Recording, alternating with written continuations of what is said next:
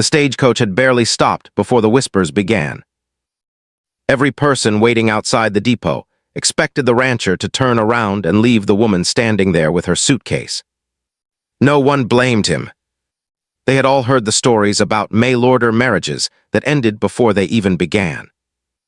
But as the cold wind swept across the platform and silence settled over the crowd, the tall cowboy stepped forward, picked up the woman's worn suitcase without asking a single question, and quietly said 4 words that no one standing there ever forgot.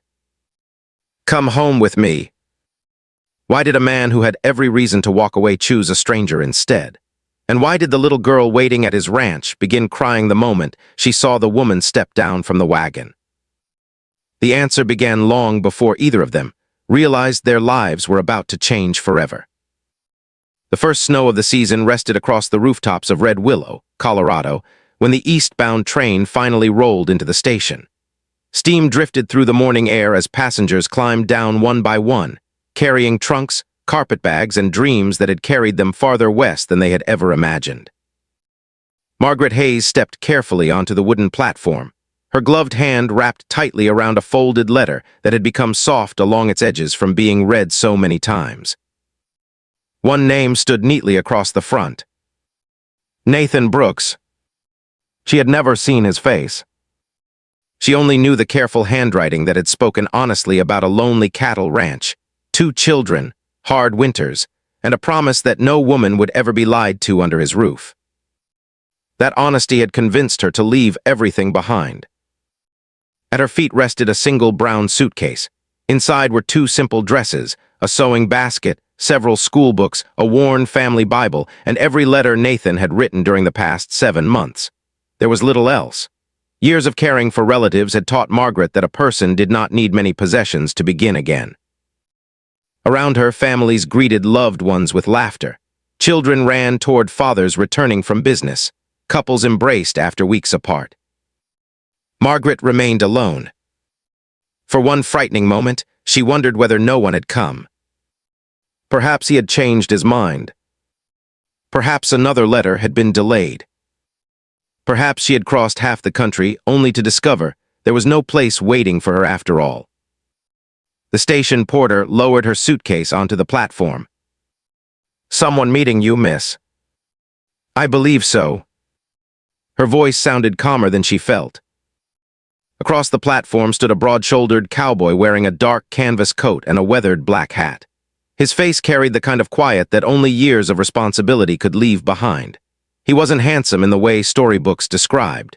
His features were rough, his beard neatly trimmed, his hands scarred from ranch work. He looked first at the letter Margaret held. Only then did he raise his eyes to hers. Neither moved.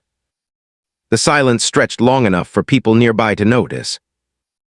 "I thought Brooks was expecting someone younger. Maybe she's the wrong woman.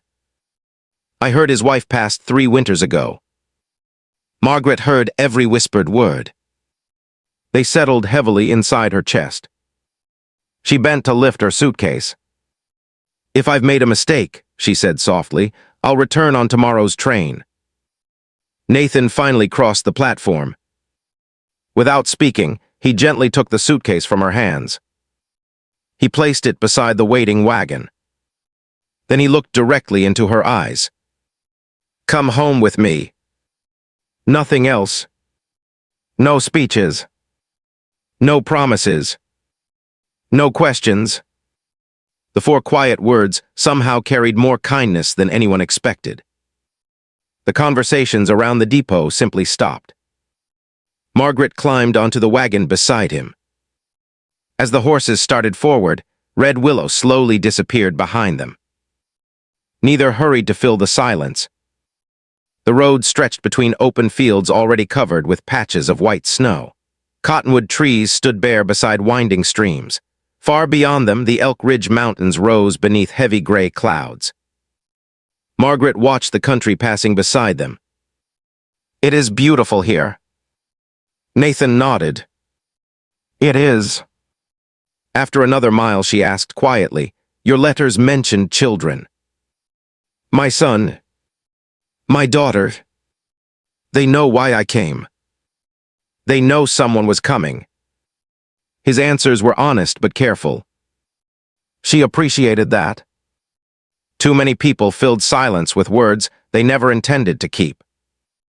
Nathan never seemed interested in saying more than he believed. The wagon rolled over a wooden bridge where thin ice floated beneath the current.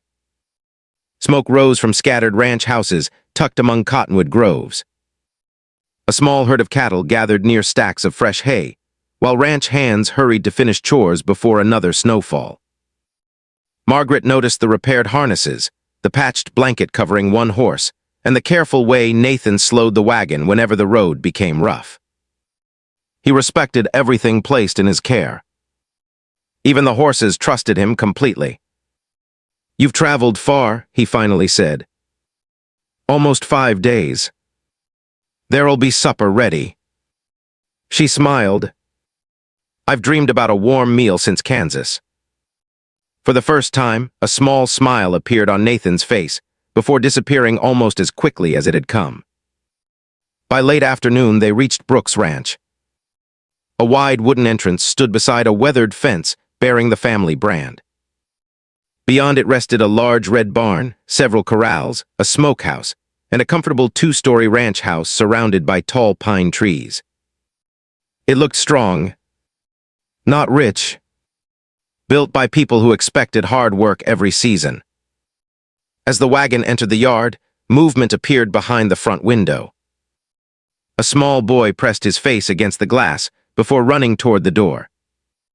A girl a few years older stepped outside first. She stood perfectly still, her arms folded tightly. Hope and fear fought across her face at the same time. Nathan climbed down and offered Margaret his hand. She accepted. The little boy smiled shyly. The girl did not. Nathan spoke quietly. "This is Margaret Hayes. Only her name. Nothing more." The girl answered before anyone else. "We already have a mother." The words settled across the cold yard. Nathan's voice became firmer. "Lily." But Margaret gently raised one hand. "It's all right." She looked directly at the girl. "I know." Only 2 simple words. No argument. No hurt feelings. No attempt to replace anyone. Lily seemed almost surprised.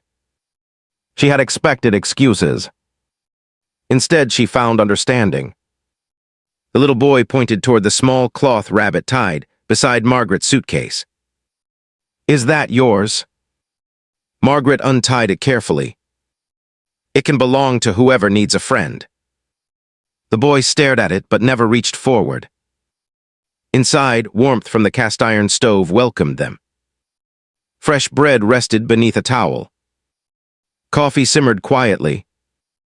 Near the kitchen shelf sat a delicate white teacup beside a faded blue shawl. Neither had been touched in a very long time. Margaret understood immediately. Some memories stayed because letting them go felt like losing someone twice. Nathan carried her suitcase upstairs. He opened a small bedroom overlooking the barn. "You'll stay here." The room was simple. A clean quilt. A wooden chair. A washstand.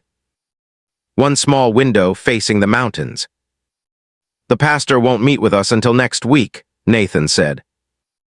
"There is no hurry." He paused. "If you decide this isn't the life you want, I'll take you back to town myself." Margaret studied his face. He wasn't trying to protect his own heart. He was protecting her freedom. Something inside her relaxed for the first time since leaving Missouri. After Nathan left, she unpacked slowly. Only the things she truly needed. The letters remained inside her satchel. Some hopes were too precious to place on open shelves. That evening, they gathered around the supper table. Lily watched Margaret's every movement. The little boy, whose name was Owen, kept looking toward the cloth rabbit resting on the hallway table. Nathan reached toward a faded floral teacup before stopping himself. Instead, he chose another. No one mentioned it. Some silences deserved respect. After supper, Margaret quietly washed the dishes. She watched carefully before placing every plate back exactly where Lily had taken it from. She changed nothing. Lily noticed. So did Nathan. Later that night, Margaret stepped into the hallway after hearing quiet footsteps. She found Owen sitting outside his bedroom, holding the cloth rabbit against his chest. His eyes filled with worry. "I wasn't stealing it." "I know. Lily says if someone gives presents, they stay forever." Margaret sat several feet away. Sometimes a gift is only meant to remind someone they aren't alone. Lily appeared quietly behind her little brother. "Bedtime."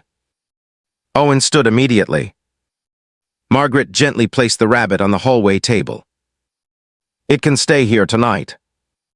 So everyone gets to choose." Lily looked at the rabbit. Then at Margaret. For just a second, something inside the young girl seemed uncertain. Not angry. Only confused. She had prepared herself to dislike the stranger. Instead, she kept finding reasons that made it difficult.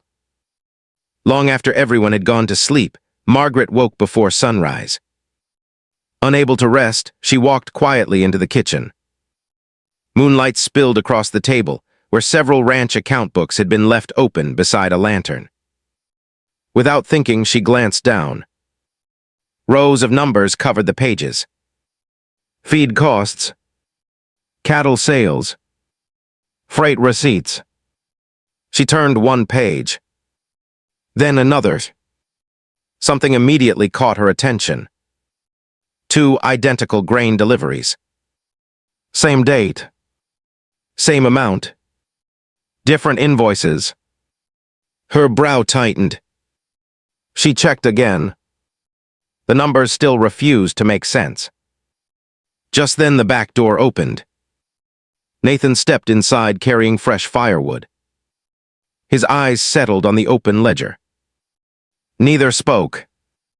Margaret slowly placed one finger beside the duplicate entries. "I think someone has been stealing from you." Nathan set the armful of firewood beside the stove, without taking his eyes off the open ledger. For a long moment, neither of them spoke. Finally, he stepped closer. "What do you mean?" Margaret turned the book toward him. "These 2 grain deliveries happened on the same day. The weight is exactly the same. Even the wagon number matches, but the invoices are different." Nathan studied the pages carefully. His weathered finger moved slowly across each line. He frowned. "I never noticed." "You were never meant to." She reached for another ledger stacked beneath the first. Within minutes, she found another strange payment, then another freight charge that had been counted twice. Nathan quietly brought 2 more account books from the cabinet. Outside, dawn slowly brightened the snow-covered yard, while the first sounds of cattle drifted across the frozen fields. Inside, Margaret continued comparing figures. By breakfast, she had tied small pieces of blue thread beside 8 doubtful entries. Nathan stared at them. "You stayed awake doing this." "I wanted to be certain before I said anything." He looked at the tired circles beneath her eyes before quietly pushing the plate of biscuits toward her. "You eat first." It was a simple sentence. Yet somehow it carried more gratitude than 100 speeches could have. During the following days, Margaret settled into the ranch without trying to claim it. She never moved Sarah Brooks' belongings. She asked Lily where her mother had kept the flour. She asked Owen which blanket belonged to him. She asked Nathan before changing even the smallest thing inside the house. The children noticed. So did Nathan. One afternoon, Margaret found an old cookbook tucked beneath several folded towels. The pages were stained with flour and butter. "It was Mother's," Lily said from the doorway. Margaret smiled gently. "Then perhaps today your mother's biscuits should return."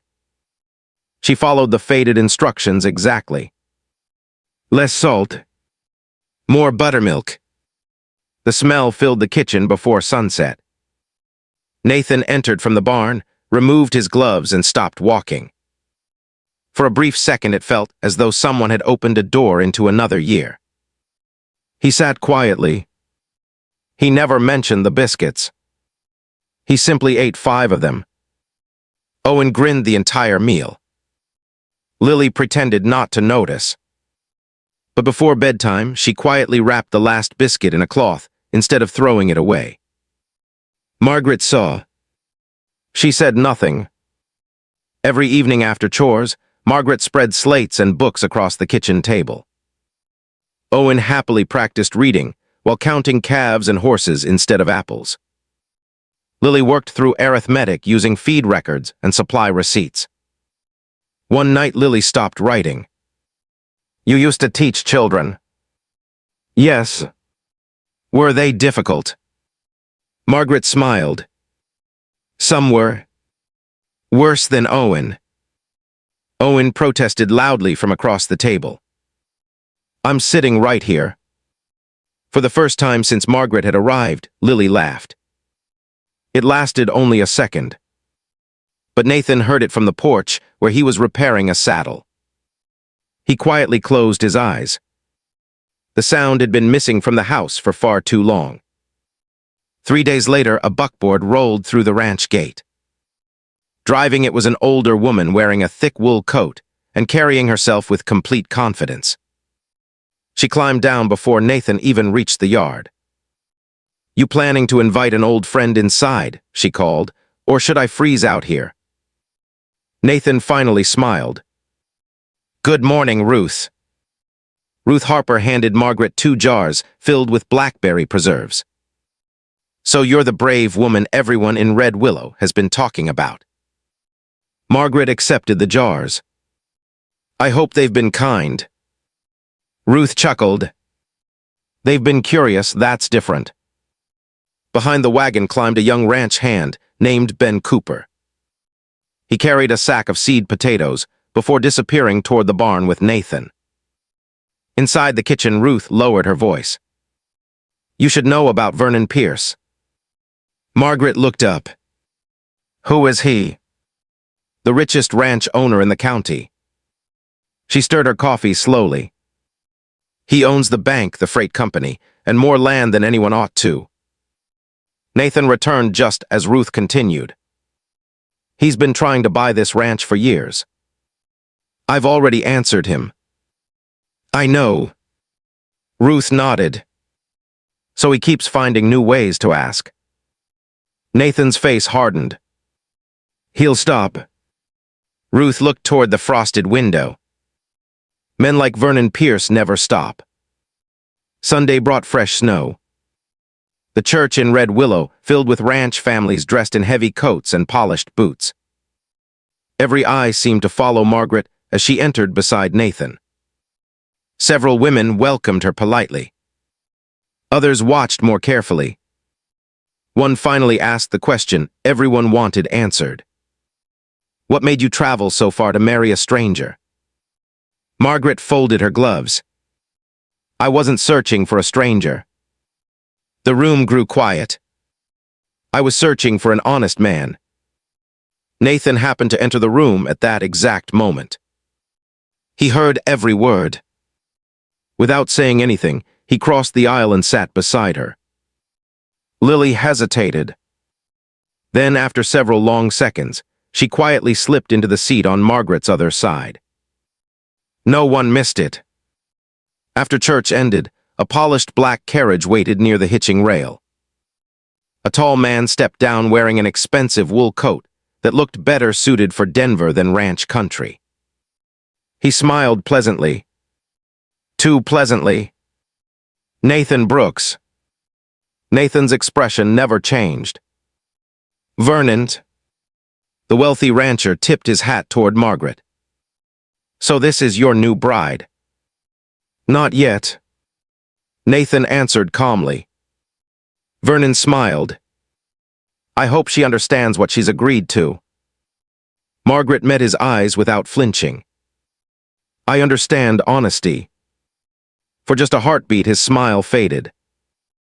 Then it returned. I hope that remains enough. He climbed back into his carriage and disappeared down the snowy road. Ruth watched him leave. That man's kindness costs too much. A week later, the first real trouble arrived. Nathan returned from town carrying almost empty supply sacks. The merchant who had extended credit to the Brooks Ranch for years refused to sell him more winter feed. He says the bank froze my account. Margaret looked up immediately. Why? Nathan placed an official notice onto the table. The paper claimed ownership of part of the Brooks grazing land had become uncertain until county records could be reviewed. Without clear ownership, no more credit would be issued. Margaret carefully read every line twice. This wasn't written by the merchant. Nathan nodded. No. Vernon Pierce. Yes. Silence settled over the kitchen. Outside, the wind pushed snow against the windows. Margaret opened the ranch ledger. She worked quietly for nearly an hour. Every expense, every payment, every head of cattle, every wagon. When she finally looked up, Nathan knew she had reached an answer. We can make it through winter. He waited. But only if we make difficult choices. She pointed toward one column. The older breeding horses should be sold before the mountain roads close. Nathan shook his head immediately. No. They'll bring enough money to buy feed. No. They aren't working horses anymore. Nathan stood. They belonged to Sarah. Margaret closed the ledger gently. I know. They stay. His voice remained calm, but the pain behind it filled the room. Margaret waited until Owen and Lily carried their dishes into the kitchen. Then she spoke softly. Keeping every memory alive won't protect the people still living. Nathan stared at the floor. Without another word, he walked outside into the falling snow. The back door closed behind him. Lily watched Margaret carefully. You made him sad. Margaret nodded. I know. You still said it. Sometimes love tells the truth. Lily looked toward the window where Nathan stood beside the barn. For the first time, she wondered whether the stranger understood her father better than anyone else had since her mother died. That night, Margaret checked on the children before bed. She found Owen already asleep. But Lily remained awake, sitting beside the bedroom window. Can I ask something? Of course. If you marry father. She stopped. Margaret waited patiently. Will you make us stop talking about mother? Margaret crossed the room and sat beside her. Never. Lily searched her face. Promise. I couldn't love your family if I asked you to forget someone you already love. Tears quietly filled Lily's eyes. No one had ever answered her that way. The next morning, Ben Cooper rode into the yard at full speed.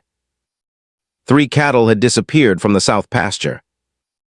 Nathan, Ben, and 2 neighboring ranchers followed the tracks through fresh snow. Sheriff Daniel Reeves arrived before noon.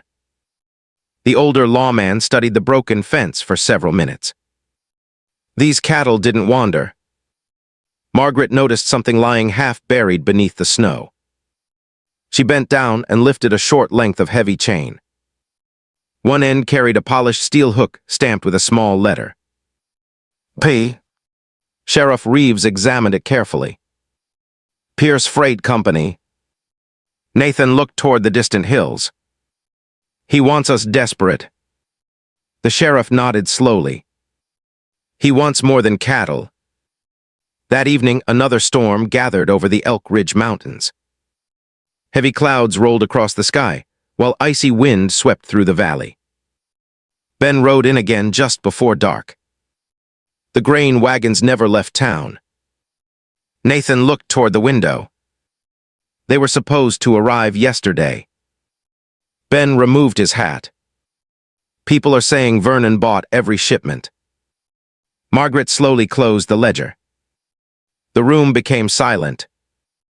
Outside, snow began falling harder. Nathan walked toward the coat rack. We leave before sunrise. Margaret stood. I'm coming. He looked at her. The roads will be dangerous. So was boarding that train. For a long second, neither spoke. Finally, Nathan reached toward a peg near the front door. Hanging there was a heavy winter riding coat that had once belonged to Sarah. He held it carefully, then offered it to Margaret. Across the room, Lily watched another woman place her arms into her mother's old coat. This time, she didn't feel angry. She simply whispered something so quietly only she could hear. I think Mom would have liked her. Nathan and Margaret left before the sun touched the mountain peaks. Snow covered the road leading into Red Willow, and every step the horses took sent white powder drifting across the frozen ground. Ben Cooper rode beside them while Sheriff Daniel Reeves followed a short distance behind. The sheriff had agreed to meet the county recorder after hearing about the missing cattle and the strange notice placed against Nathan's land. The ride was long and bitterly cold. No one wasted words. By the time they reached town, smoke curled from every chimney and wagons crowded the streets. News of the coming hearing had already spread. Ranchers gathered outside the courthouse, speaking in low voices. Inside the bank, Vernon Pierce stood smiling as though nothing troubled him. I expected you yesterday, he said. Nathan removed his gloves. My feed never arrived. What an unfortunate mistake. Margaret stepped forward. It wasn't a mistake. Vernon's smile remained. No. You bought every shipment that was meant for nearby ranches. He laughed softly. Can you prove that? Margaret said nothing. Instead, she reached into her satchel and removed the duplicate invoices she had copied from Nathan's ledgers. Then she laid another paper beside them. The receipt from Pierce Freight Company showing the same wagon numbers. Sheriff Reeves looked carefully at the documents. So that's why the numbers matched. Margaret nodded. Someone charged Nathan twice for grain that was never delivered. The extra payment was hidden through Pierce Freight. Vernon's smile became smaller. Interesting theory. Before he could say another word, the county recorder entered carrying several large books filled with property records. I've finished reviewing the land claim. Everyone became quiet. The recorder opened one book. The notice sent to Mr. Brooks should never have been issued. Nathan looked up. What do you mean? The original land deed was never disputed. He turned another page. The county seal on the notice is false. A wave of whispers swept through the room. Sheriff Reeves slowly faced Vernon. Would you care to explain that? Vernon answered calmly. I know nothing about forged papers. But Margaret noticed something others missed. His right glove. The same dark ink stain rested across 2 fingers. The very same blue ink used on the false county seal. She quietly pointed toward his hand. The seal was made recently. Everyone looked. Vernon quickly closed his fist. Too late. The recorder stepped closer. Our office uses imported blue ink. He stared at Vernon's glove. So does whoever forged this notice. The sheriff removed his hat. I believe we're finished talking. Vernon attempted to leave. 2 deputies blocked the doorway.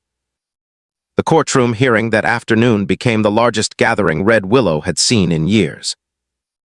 Every bench filled long before the judge arrived. Ranchers, merchants, church families, and freight drivers packed every corner. Nathan sat quietly beside Margaret. Neither spoke. They simply waited. One witness followed another. The freight driver admitted he had been paid to delay the grain wagons. The merchant confessed that Pierce Bank had threatened to cancel every loan unless Nathan's credit was refused. Ben Cooper described finding the broken fence. Sheriff Reeves presented the chain, stamped with Pierce Freight Company's mark. Finally, Margaret walked to the witness stand. The courtroom grew still. She carefully explained every duplicated payment she had discovered on her very first morning at the ranch. Every number, every receipt, every missing shipment. She never raised her voice. She simply told the truth. When she finished, the judge closed the ledger. "I have heard enough." Late that afternoon, the decision was announced. Every false claim against Nathan Brooks' ranch was dismissed. Pierce Freight Company would repay the stolen money. The missing cattle would be returned. Vernon Pierce was ordered into custody, while investigators examined years of his business records. As deputies escorted him from the courtroom, Vernon stopped beside Nathan. "You've won today." Nathan looked at him calmly. "No." He placed one hand over the ranch ledger Margaret had protected. "The truth did." Outside, church bells rang across the snowy town.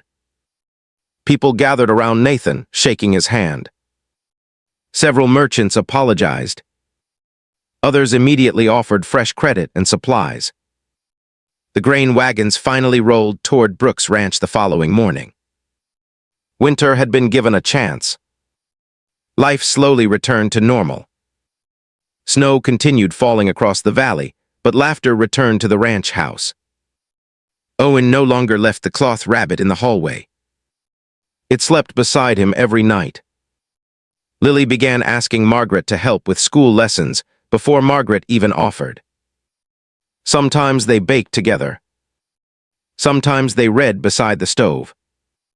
Sometimes they simply talked about Sarah. Margaret never tried to change those conversations.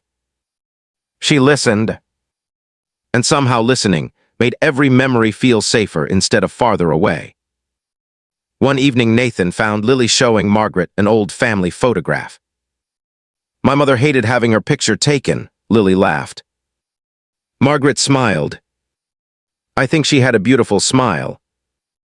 Lily nodded. "She did." Nathan quietly stepped back into the hallway. For the first time since Sarah's passing, hearing her name no longer filled the house with silence. It filled the house with love. A week before Christmas, Pastor Samuel Whittaker arrived carrying the marriage papers Nathan and Margaret had signed months earlier. He placed them on the dining table. "There is no hurry," he reminded them. "You may still choose differently." The room became quiet. Nathan looked toward Margaret. "I wrote for a wife because I thought my children needed someone to care for them." He paused. "I was wrong." Margaret waited. They needed someone willing to love them. His eyes never left hers. "I needed that too." Margaret smiled softly. "When I boarded that train, I promised myself I would only marry a man who gave me the freedom to leave." Nathan nodded. "I remember. You never tried to keep me." "No." She reached for the marriage certificate. "That's why I'm staying." Lily suddenly wrapped her arms around Margaret. "So you're really coming home forever?" Margaret hugged her gently. "If you'll have me." Owen answered before his sister could. "We already do." Even Nathan laughed. A few days later, the entire valley gathered inside the little church, overlooking the snow-covered hills. No expensive flowers decorated the room. Only pine branches, winter candles, and neighbors who had become family. Margaret wore a simple ivory dress she had sewn herself. Around her shoulders rested Sarah's blue shawl. Lily had brought it to her that morning. "I think Mom would want you to have it today." Margaret's eyes filled with tears. "Thank you." Nathan waited beside the pastor, wearing the same dark coat he had worn at the train station. When Margaret reached him, neither noticed the guests. Neither noticed the music. Neither noticed the falling snow outside the windows. They only saw each other. The ceremony lasted only a few minutes. The promises were simple. Honesty, kindness, faithfulness, home. When Pastor Whitaker announced them husband and wife, Owen cheered loud enough to make the entire church laugh. Even Lily smiled without trying to hide it. That evening, the family returned to the ranch together. The same wagon rolled through the front gate. The same porch welcomed them. Only one thing had changed. This time, Margaret stepped onto the porch without wondering whether she belonged there. Because she did. Years later, neighbors would remember the court case that brought down Vernon Pierce. Others would remember the terrible winter that nearly destroyed several ranches. But Nathan remembered something much smaller. He remembered a frightened woman standing alone on a train platform holding one worn suitcase and one folded letter. He remembered lifting that suitcase. He remembered saying 4 quiet words. "Come home with me." Margaret often said that those 4 words changed her life. Nathan always answered the same way. "No, you changed mine." Lily grew into a respected schoolteacher. Owen eventually took over the ranch with the same quiet honesty his father had always lived by. The white teacup remained on the kitchen shelf for many years. Not because anyone refused to move forward, but because love never asked people to erase yesterday before embracing tomorrow. Sarah was never forgotten. Margaret never tried to replace her. Instead, their family discovered something even more beautiful. A heart could make room for new love without letting go of old love. That became the greatest lesson Brooks Ranch ever taught. Not every family begins the day a child is born. Sometimes it begins the day one frightened stranger chooses to trust another. Sometimes it begins with 4 quiet words. And sometimes the strongest home is built not by blood, but by kindness freely given, one ordinary day at a time.